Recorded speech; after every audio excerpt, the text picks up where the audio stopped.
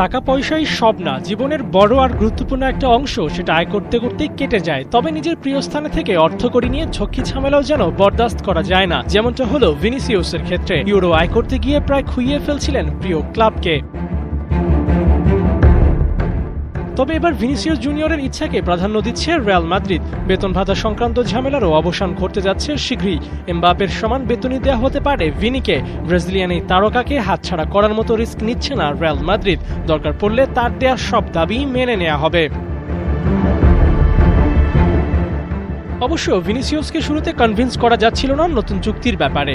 এজেন্টের মাধ্যমে কথা বলে সুবিধা করতে পারছিল না মাদ্রিদ। ক্লাবটির সভাপতি তাই সরাসরি কথা বলেন। দুই পক্ষের আলোচনার মাঝে দেয়াল না রাখার ফলটা হাতে নাতেই পাওয়া গিয়েছিল। মাদ্রিদ ও ভিনির মধ্যে সমঝোতা হয়েছে এই আলোচনার পরে।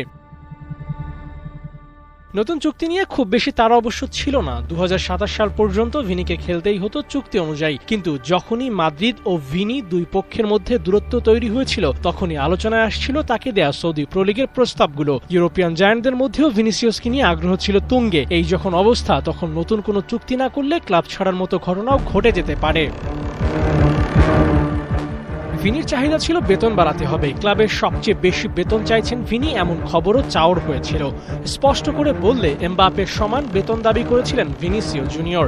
ইউরোপিয়ান গণমাধ্যমগুলোর দাবি অনুযায়ী ভিনির সে চাওয়া মেনে নিয়ে 2030 সাল পর্যন্ত চুক্তির মেয়াদ বাড়াতে চায় রিয়াল মাদ্রিদ। ভিনিসিয়াসও চাইছেন এই ক্লাবের থেকেই ক্যারিয়ারের শেষটা দেখবেন। শেষ পর্যন্ত দুই পক্ষের মধ্যে সমঝোতাপূর্ণ এক ডিল হতে যাচ্ছে শীঘ্রই।